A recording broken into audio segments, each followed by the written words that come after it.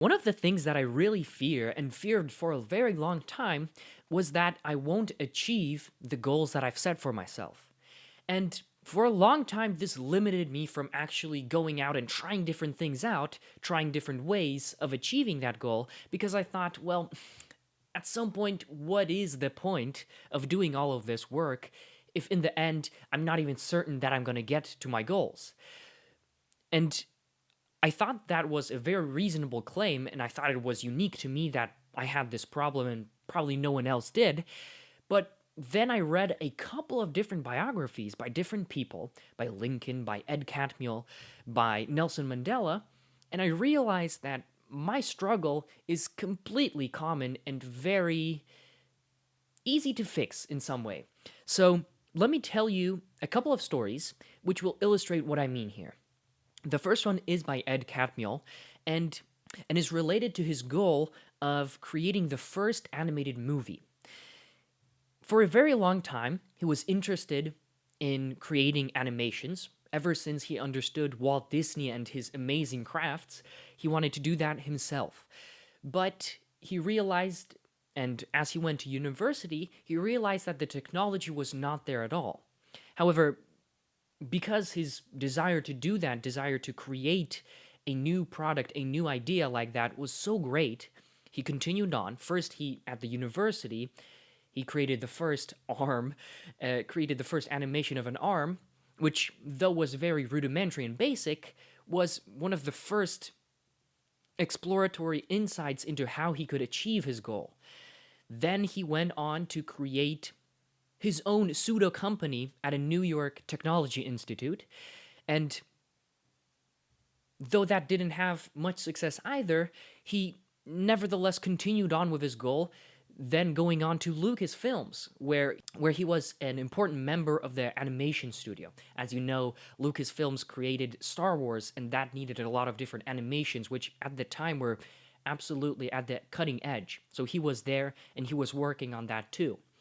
But eventually, even Lucasfilms kind of shunned him aside, and his company, the department of animations, which Lucasfilms had to abandon, was almost sold to something like Hewlett Packard or IBM. So naturally, all of this uncertainty would, at least for me, if I were experiencing that at that time, I would probably give up. At that point, I would say, oh my god, you know what? I thought I could achieve my goal of creating the first animation movie, but in reality, the technology is not there, the people are not ready, everyone's telling me that it's not a good idea, so I should probably give up and not do it anymore. But that's not what he did. Despite very few prospects on the horizon for ever achieving that goal, at least in his lifetime, he nevertheless continued on and created the first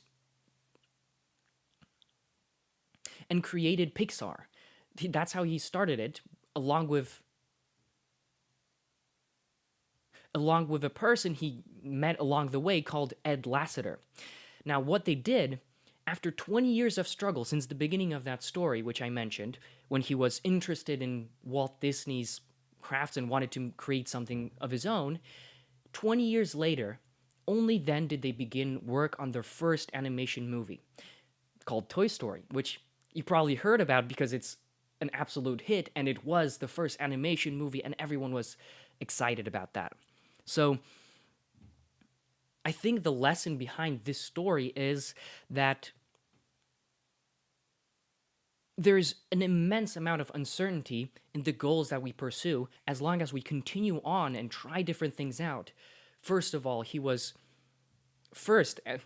was a computer selling company. It had a graphics machine that it was selling. It wasn't even movies. So there are many different ways that you can arrive at your goal, starting with computers, starting with different short animations. All of these things can slowly push you towards that goal, whatever it is for you. And when I looked at that story from the side and I thought about my own circumstance, I wanted to do something cool. I wanted to create a YouTube channel. I wanted to create different projects, entrepreneurial projects. But, year in, and I was still not getting much results. But then in comparison with his story, 20 years struggling continually to get to that point, you have to admire that person and you have to admire that idea that you can really persist. And if you do, you can actually arrive at the goal that you've set for yourself. So, so I think that stories like this one really sometimes inspire me and allow me to overcome this fear of change, a fear of uncertainty that maybe I will never come to the goal that I've set. You know, maybe never means the next 20 years, but eventually, if I keep to it, maybe it'll actually come about. Or if not that, then something else. Just like Ed Catmull, who was the founder of Pixar, after creating the first animation movie, he had a kind of a crisis because, he achieved his goal. He achieved his life goal before he was dead. So, what is he supposed to do then? But he realized that there was another more important mission that he had from then on, which was to make Pixar a really creative and beautiful company that would create many different animation movies that were revolutionary in some ways. So, I think that the fear of thinking, maybe my actions won't achieve my goals is an unfounded one fundamentally. Because though you may not actually achieve that goal, by progressing towards that vision, by progressing towards that goal and trying different ways of achieving it, like Ed Catmull, like Lincoln, Nelson Mandela, you will eventually arrive at something that you wanted internally, though you may have not known what it was. So I think that's the reassuring message I have. I hope you found it interesting. And for now, bye.